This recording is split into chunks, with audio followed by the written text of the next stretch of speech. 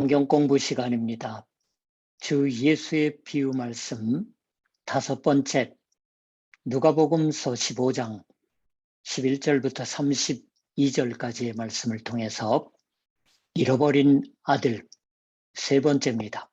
오늘은 그 후반부 25절부터 읽겠습니다. 맏아들은 밭에 있다가 돌아와 집에 가까이 왔을 때 풍악과 춤추는 소리를 듣고 한 종을 불러 이 무슨 일인가 물은데 대답하되 당신의 동생이 돌아왔음에 당신의 아버지가 건강한 그를 다시 맞아들이게 됨으로 인하여 살진 송아지를 잡았나이다 하니 그가 노하여 들어가고자 하지 아니하거늘 아버지가 나와서 권한대 아버지께 대답하여 이르되 내가 여러 해 아버지를 섬겨 명을 어김이 없거늘 내게는 염소 새끼라도 주어 나와 내 벗으로 즐기게 하신 일이 없더니 아버지의 살림을 창녀들과 함께 삼켜버린 이 아들이 돌아오매 이를 위하여 살진 송아지를 잡으셨나이다. 아버지가 이르되 예, 너는 항상 나와 함께 있으니 내 것이 다 내 것이로되 이 내 동생은 죽었다가 살아났으며 내가 잃었다가 얻었기로 우리가 즐거워하고 기뻐하는 것이 마땅하다 하니라.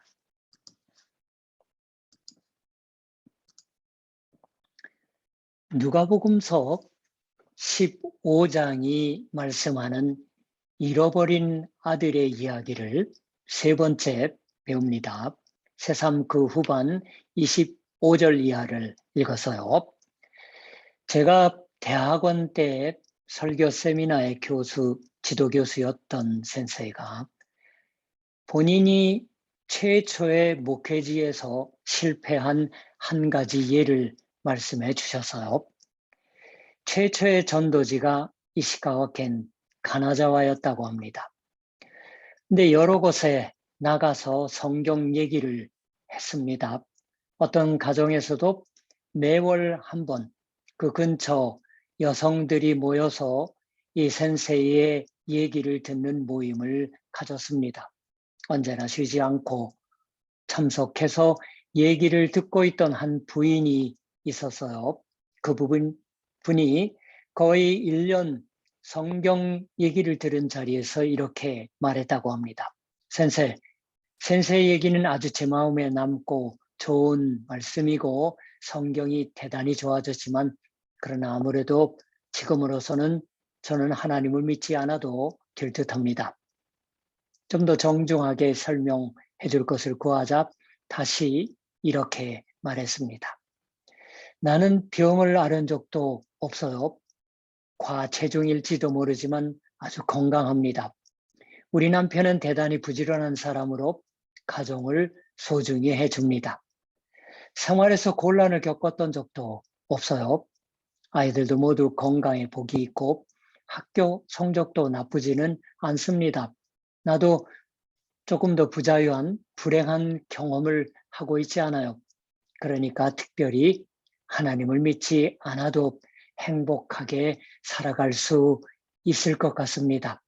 만일 무언가 일이 터지면 또 그때는 잘 부탁드리겠어요. 괜찮을 것 같습니다. 그렇게 말하는 거였다고 합니다. 한층 그 위에 더 고만 내 남편이라도 갑자기 덜컥 죽는다든가 하는 일이 되면 센세의 실세를 질지도 모르겠지만요 하고 말하는 것이었다고 합니다. 그 센세이가 말하기를 이건 나의 전도자로서의 실패의 일례였다고 말합니다. 본인이 정확히 성경의 메시지를 전하고 있었다면 이런 반응도 생각할 수 없었을지도 모른다라고. 그러나 이 부인에게는 많이 보이는 믿음에 관한 오해가 깊숙이 자리 잡고 있습니다. 무엇보다도 믿음은 결국 곤란할 때 하나님 찾기여서 믿을 필요가 생기면 믿겠다고 하는 것이에요. 행복한 동안은 믿을 필요도 없다라고. 자신의 인생에서도 하나님의 도움을 필요로 할 때가 올지도 모르겠지만 믿음을 필요로 하지 않을 때도 있다고 하는 사고방식일 거예요. 이것과 관계되는 건 세상에는 믿음을 필요로 할 것 같은 비참한 생활, 불행한 생활을 하고 있는 사람도 있고 그럴 필요 없는 순조로운 비참을 모르는 인간도 있다고 하는 사고방식입니다. 어쩌면 이 잃어버린 아들의 얘기를 들으면서 그와 비슷한 사고방식을 하는 분도 있는 게 아닐까 하고 생각해 봅니다. 여기까지의 주인공은 집을 나간 통상 말하는 탕자였습니다. 심통이 사나운 인간이라고 하면 너무한 말일까요? 그 아들이 대단히 비참한 불행한 경우에 빠졌습니다. 그건 당연한 것이라고 생각이 돼요. 인과응보가 말씀되고 있는 거예요.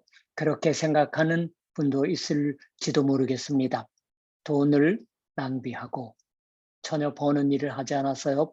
방탕을 거듭하면 그 후의 비참은 당연한 응보다라고 이해합니다. 그런 남자가 구렁텅이에서 자기의 죄에 생각이 미친 거예요.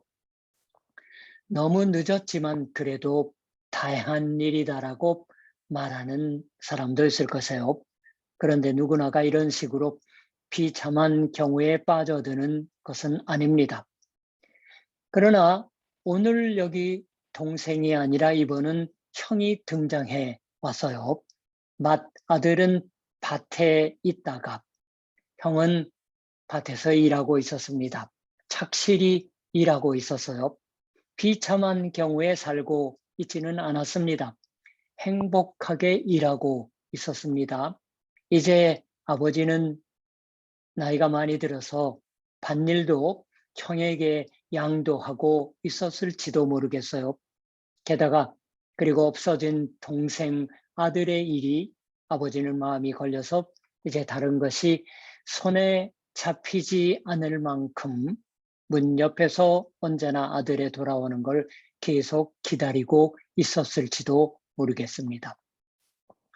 그러면 그럴수록 더 한층 형은 열심히 밭에서 일하지 않으면 안 되었습니다. 착실한 남자임에 틀림없습니다. 결혼을 하고 있었던 것인지 어떤지는 알 수 없어요.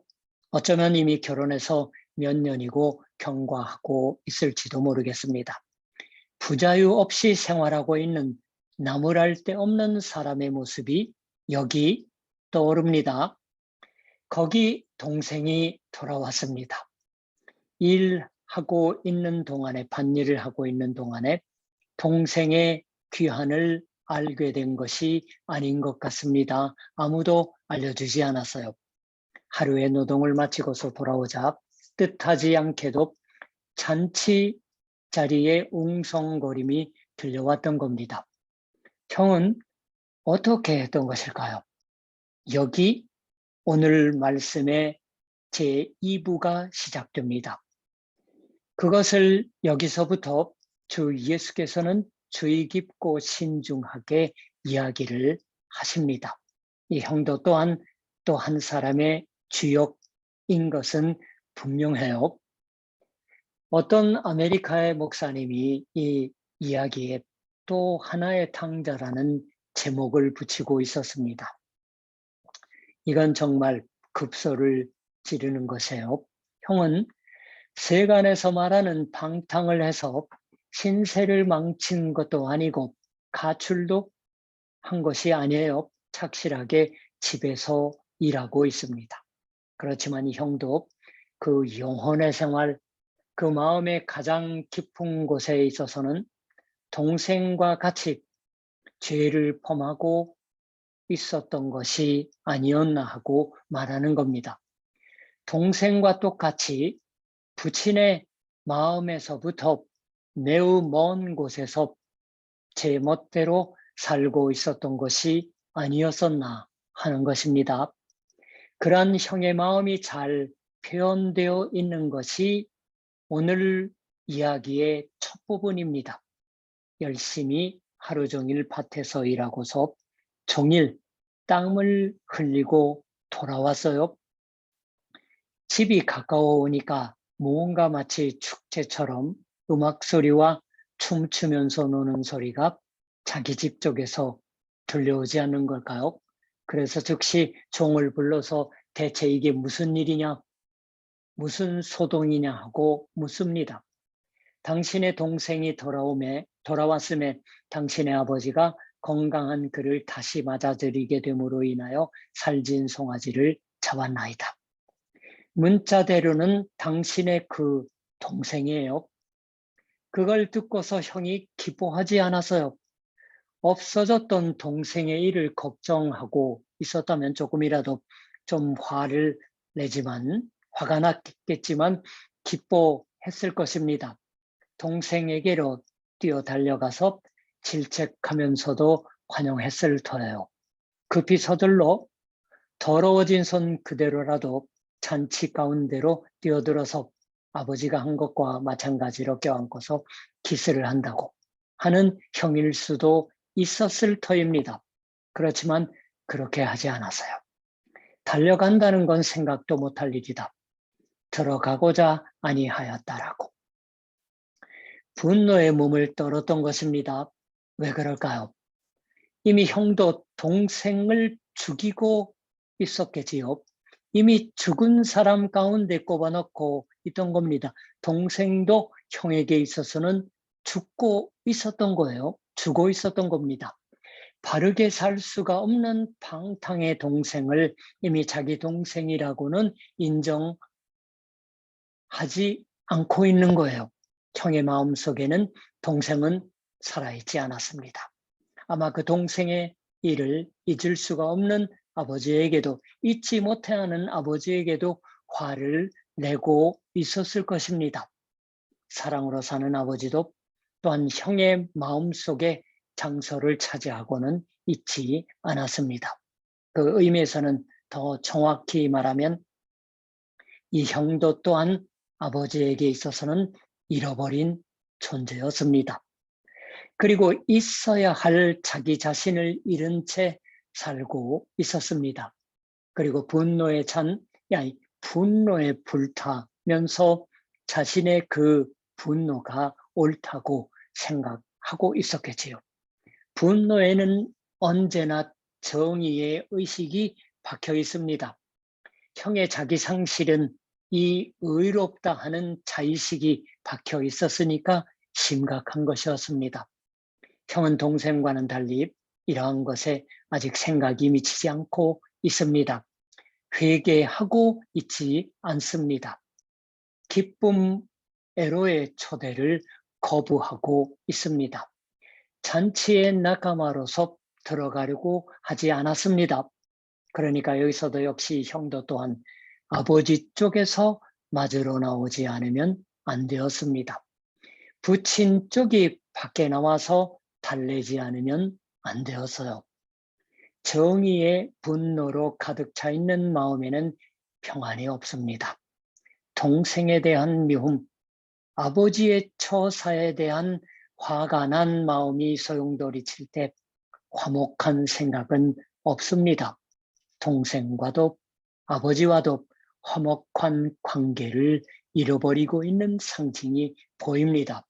아버지는 거기서 화해의 마음을 구했던 거예요. 형의 분노의 말은 이랬습니다.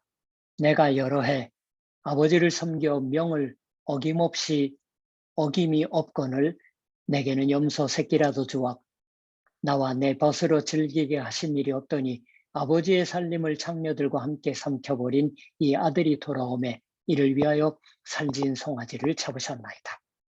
완전히 옳은 말이다 하고 들을 수도 있습니다. 형의 불만은 지당해요. 이것이 우리의 가정 내에서 나오는 아들의 아버지를 규탄하는 말이었다고 하면 아마 이른바 전문가, 학자라고 불리는 사람들을 말하겠지요. 아버지에게도 반성해야 할 일이 있다라고, 형의 불만도 지당하지 않을까라고. 여기서 먼저 우리가 생각이 미치는 건 형이 동생을 말하기를 이 아들이라고 말합니다. 문자대로는 당신의 이 아들이에요. 아들이라고 부르고 있는 것입니다. 아들이라는 말에 정관사를 붙인 거예요. 당신의 그 아들, 얼마나 쌀쌀한 말일까요? 자기 동생이라고 부르고 있지 않은 겁니다. 내 동생하고 부를 마음이 생기지 않았어요. 그렇지만 아버지가 자기 아이가 돌아왔다고 해서 크게 기뻐하고 있는 것에 대한 빈정거리는 말이기도 했겠지요. 당신의 이 아들이 방탕 끝에 돌아왔다고 해서 크게 기뻐하는 것이라면 또 하나의 아들인 이 나를 이 동생과 마찬가지라도 그 아들과 마찬가지라도 귀여워해 준 적이 한 번이라도 있었습니까? 내가 힘껏 장남다웁게 일해 왔는데 무슨 의미가 있었던 것일까? 이 형에게 있어서 동생은 이미 존재하지 않습니다. 부친에게 있어서 동생인 아들이 죽어 있었던 것과도 흡사하다고 말할 수 있겠지요. 흡사할지도 모르지만 실은 대단히 큰 차이가 있습니다. 그게 어디냐 하면 이 형은 동생을 자기 쪽에서 죽은 것으로 했던 겁니다. 게다가 동생이 돌아왔을 때에도 동생을 맞이한다고 하는 것을 맞아들인다고 한다고 하는 것은 못할 듯한 방식으로 죽이고 있었습니다. 돌아왔을 때야말로 정말로 진짜 죽여버렸다라고 말해도 될지도 모릅니다. 맞을 마음이 나지 않았습니다. 그건 고사하고 분노가 미움이 소용돌이 치고 있습니다. 어떻게 맞아들일 수 있을 것인지. 이것은 꽤나 정확한 마음인 듯하지만 우리의 마음속에도 비슷한 생각이 끊임없이 있지 않을까요? 특히 우리가 착실하게 살고 있을 때에는 그러한 사고가 강한 법입니다. 우리가 착실하게 좋은 생활을 하고 있다고 생각해 보세요. 그렇게 하면 그러한 착실한 생활에 응해서 자신이 대우받는 건 당연하다고 생각할 적이 많지 않을까요? 내가 모범적으로 살고 있지 않았나? 모범적으로 살고 있는 이상은 나는 그에 걸맞게 취급받을 가치가 있는 것이다라고 생각합니다. 그렇다고는 하지만 특별히 모범적으로 살고 있지 않아도 인간은 언제나 자기가 딴 사람들에게 어떠한 식으로 대접받느냐고 하는 것에 마음을 빼앗깁니다. 게다가 언제나 그것을 타인과 비교하고 있습니다. 지난주 예배의 말씀으로 들었던 것처럼 바리새파 사람의 기도가 타인과 자기밖에 없어요. 하나님과 대화하는 형식을 취해도 하나님과 대화하고 있지 않았다고 말씀드렸죠.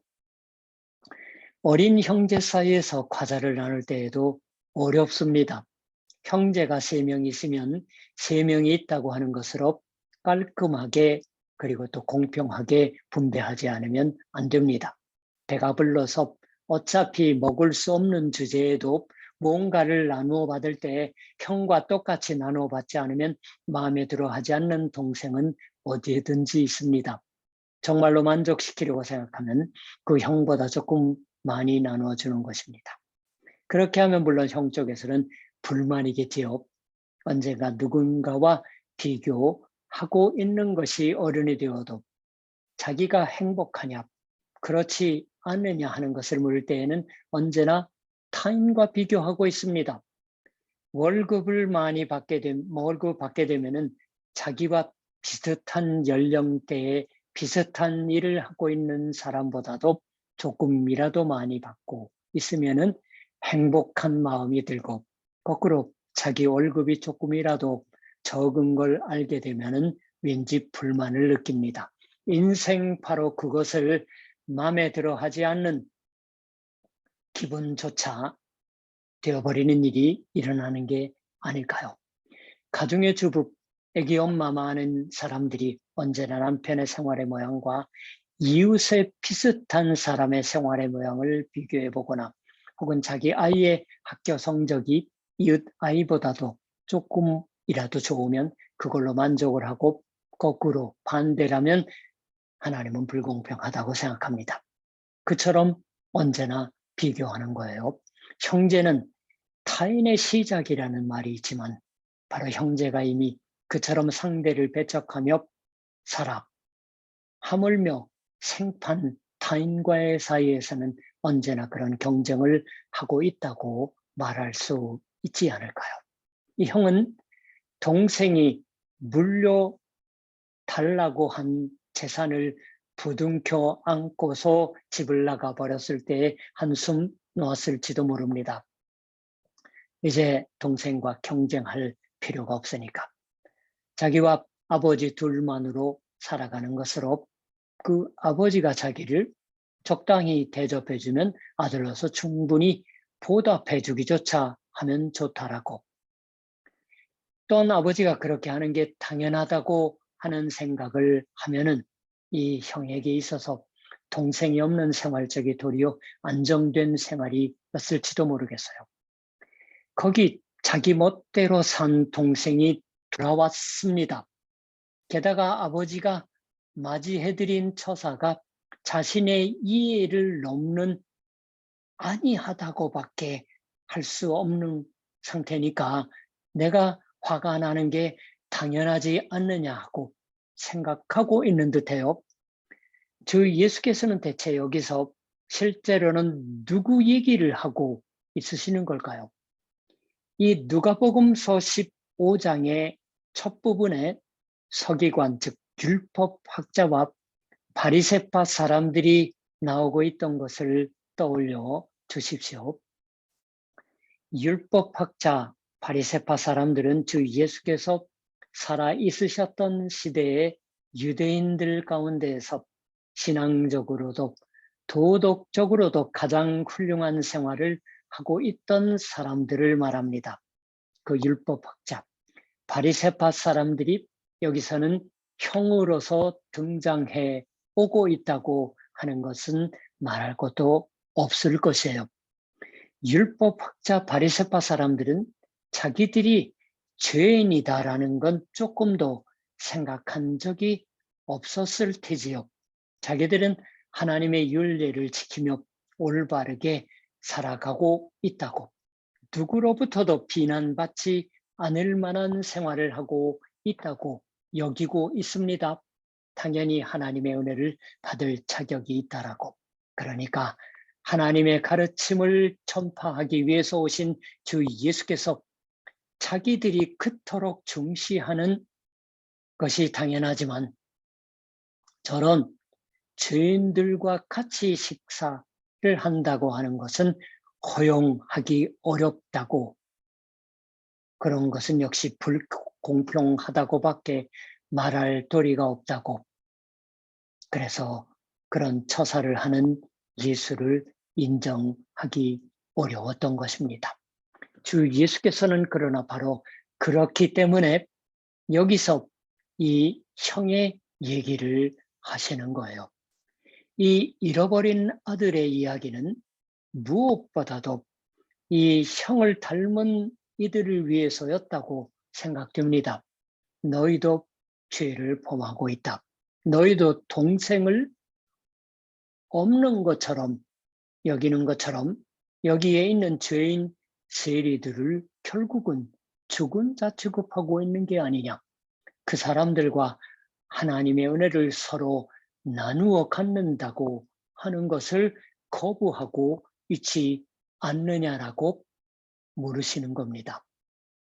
여기서 말씀되는 아버지는 형을 마구 야단치고는 있지 않으세요. 이야기의 결말이 되는 아버지의 말은 이랬습니다.